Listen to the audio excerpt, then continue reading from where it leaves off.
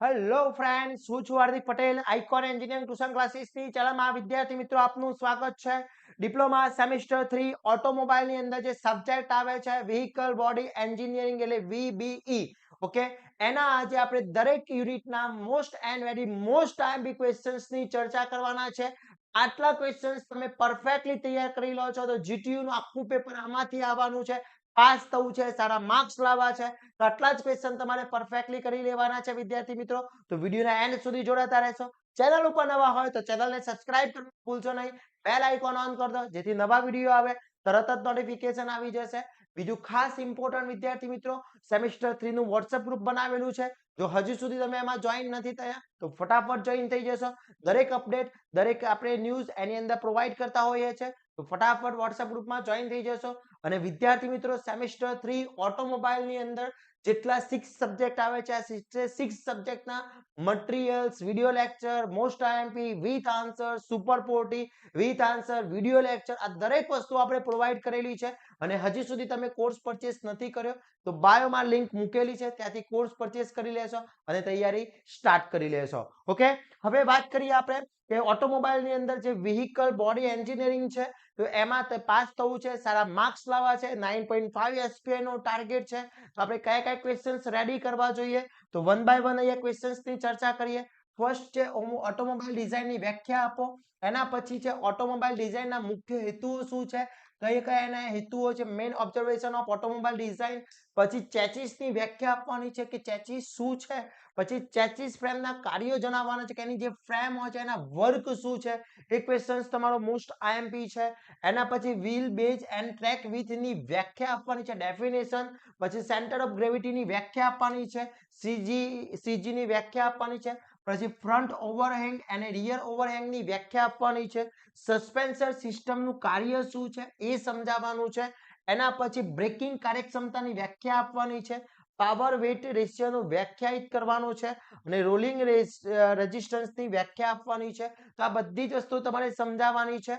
વિદ્યાર્થી મિત્રો, અહીંયા જેટલા બી ક્વેશ્ચન્સ મેં તમને બતાવ્યા છે આ બધા જ ક્વેશ્ચનના વિથ આન્સર આપણા કોર્સની અંદર ઇન્ક્લુડ છે. પ્લસ યુનિટ વાઇઝ દરેક નોટ્સ ગુજરાતી અને ઇંગ્લિશ બંનેમાં અવેલેબલ છે. આઈએમપી ના ક્વેશ્ચન્સ બી ઇંગ્લિશ અને ગુજરાતી બંનેમાં છે. વિડિયો લેક્ચર સાથે આખો કોર્સ સમજાવેલો છે. ફૂલ જીટીયુ નો કોર્સ છે, તો ત્યાંથી તમે કોર્સ પરચેસ કરી શકો છો અને તૈયારી કરી શકો છો. બાયોમાં લિંક મૂકેલી છે. એના પછી વાત કરવામાં આવે તો વિદ્યાર્થી મિત્રો, એના પછીની તૈયારી કરવા માટેના જે છે તો એરોડાયનેમિક ગ્રેડની વ્યાખ્યાયિત કરવાનું પૂછી શકે છે. પછી બોડી ડિઝાઇનના કાર્યો શું છે એ જણાવવાનું છે. પછી ગ્રેડેડ બિલ્ડિંગ શું છે, મોસ્ટ આઈએમપી ક્વેશ્ચન છે. પછી ટ્રેકિંગ ઓફની વ્યાખ્યા શું સમજાવવાની છે. સ્વચ્છ ક્રેચ સાથે ઓટોમોબાઈલનું લેઆઉટ સમજાવવાનું પૂછી શકે છે. પછી ચેસિસ ફ્રેમના વિવિધ પ્રકારો, ટાઇપ્સ ઓફ ચેસિસ ફ્રેમ. પછી સેન્ટર ઓફ ગ્રેવિટીનો અર્થ અને તેની ડિઝાઇનના મહત્વ સમજાવવાનું છે. પછી ઓટોમોબાઈલમાં વજનના વિતરણનું મહત્વ એટલે કે જે વેટ ડિસ્ટ્રીબ્યુશન સિસ્ટમ છે ઓટોમોબાઈલમાં એ સમજાવવાનું છે. પછી explain types of automobile body design શું છે, એટલે કે ઓટોમોબાઈલની અંદર બોડી ડિઝાઇનના પ્રકારો કયા કયા ટાઈપના છે એ તમારે સમજાવવાનું પૂછી શકે છે. પછી વાહન સ્થિરતા પર વ્હીલ બેઝ અને ટ્રેક વિથનો પ્રભાવ શું પડે છે, શું ઇફેક્ટ થતી હોય છે એ તમારે સમજાવવાનું પૂછી શકે છે. પછી એરોડાયનેમિક બ્રેકની અસર કરતા પરિબળો કયા કયા છે એ તમને ક્વેશ્ચન્સ પૂછી શકે છે.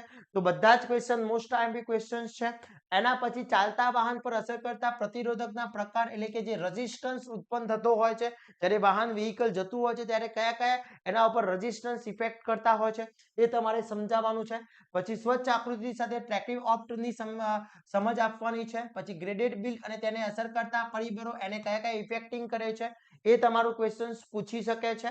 પછી ઓટોમોબાઈલમાં સસ્પેન્શન ડિઝાઇનનું મહત્વ શું છે, સસ્પેન્શન કઈ રીતના બનાવવામાં આવે છે, કારણ કે અત્યારની જે કાર છે, કોઈ બી વ્હીકલ છે, એમાં સસ્પેન્શન એક બહુ મહત્વની ભૂમિકા ભજવે છે. બીકોઝ સસ્પેન્શનની ડિઝાઇન જેટલી બી ઈઝી અને પાવરફુલ હશે એટલી જ વ્હીકલની સ્ટ્રેન્થ વધવાની છે. તો આ બધા જ question very and very most IMP છે. પછી વળાંક દરમિયાન વાહનની સ્થિતિ જ્યારે બેન્ડ થતું હોય છે ત્યારે એની સ્ટેબિલિટી શું હોવી જોઈએ વાહનની, કારણ કે જ્યારે વળાંક વધતો હોય ત્યારે વ્હીકલ કોઈ એના બેલેન્સ અનબેલેન્સ ના થઈ જાય એ બહુ મહત્વનો ટોપિક હોય છે. એના પછી રોલિંગ રેઝિસ્ટન્સ અને એર રેઝિસ્ટન્સ સમજાવવાનું છે, મોસ્ટ આઈએમપી ક્વેશ્ચન છે. બ્રેકિંગ ફોર્સ અને બ્રેકિંગ કાર્યક્ષમતા સમજાવવાની છે. ઓકે, એના પછી ઓટોમોબાઈલ બોડી માટે ડિઝાઇનના મુદ્દાઓ સમજાવવાના કે જ્યારે એને ડિઝાઇન કરતા હોય ત્યારે કયા કયા પોઈન્ટ્સ કન્સિડર કરવામાં આવે છે. આ દરેક વસ્તુ તમારે ઇન ડિટેલ સમજાવવાની છે. પછી તમામ મુખ્ય ઘટકો દર્શાવતું ઓટોમોબાઈલ લેઆઉટ સમજાવવાનું છે કે એનો જેટલો લેઆઉટ છે દરેક વસ્તુ તમારે સમજાવવાની છે. એના પછી કે ચેસિસ ફ્રેમની ડિઝાઇન, ડાયાગ્રામ અને પ્રકાર, પછી ટ્રેક્ટિવ એપ્ટો સમજાવીને સૂત્ર સાબિત કરવાનું પૂછી શકે છે. વાહનના કુલ પ્રતિરોધક માટેનું સૂત્ર સાબિત કરવાનું પૂછી, ગતિ પ્રતિરોધક માટેનું જે ફોર્મ્યુલા છે એ પૂછી શકે છે. ડાયાગ્રામ સાથે વાહન પર લાગતા વિવિધ એરોડાયનેમિક બળો, એરોડાયનેમિક જે ફોર્સિસ લાગતા હોય છે એ સમજાવવાના છે. પછી વાહનની સ્થિરતા, પ્રદર્શનને અસર કરતા ડિઝાઇન પરિબળો સમજાવવાના છે. એના પછી બ્રેકિંગ પ્રદર્શન અને બ્રેકિંગ અંતરને અસર કરતા પરિબળો કયા કયા છે એ તમને પૂછી શકે છે. એક્સેલરેશન એન્ડ બ્રેકિંગ દરમિયાન વજનમાં પરિવહનને ડાયાગ્રામ સાથે તમારે એક્સપ્લેન કરવાનો છે. ઓકે, એના પછી એરોડાયનેમિક્સને ધ્યાનમાં રાખી વાહનની બોડી ડિઝાઇનની પ્રક્રિયા સમજ કે જે એરોડાયનેમિક છે એની ઇફેક્ટ લાગતી હોય છે તો એના આધારે કઈ કઈ રીતના ડિઝાઇન કરવી જોઈએ જેથી એરોડાયનેમિક ફોર્સ જે લાગતો હોય છે આપણે એને ઓછો કરી શકીએ, બેલેન્સ કરી શકીએ. એના પછી ઓટોમોબાઈલ ડિઝાઇનમાં ઓર્ગેનિમિક્સ વિશેની ટૂંક નોંધ લખવાની પૂછી શકે છે.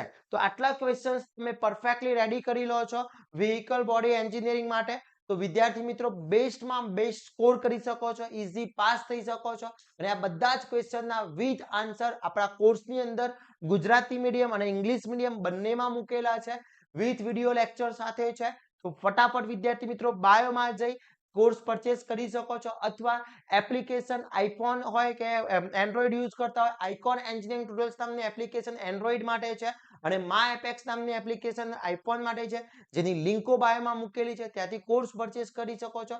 એપ્લિકેશન ડાઉનલોડ કરીને બી કોર્સ પરચેસ કરી શકો છો. અને આવા જ નવા વિડીયો સાથે નવા દિવસે મળીશું. ત્યાં સુધી વિદ્યાર્થી મિત્રો આ વિડીયોને તમારા ફ્રેન્ડ સર્કલ સુધી ખાસ પહોંચાડી દેશો અને આવા જ નવા સબ્જેક્ટ સાથે નવા દિવસે મળીશું. ત્યાં સુધી વિદ્યાર્થી મિત્રો મને રજા આપશો. જય હિન્દ, જય ભારત.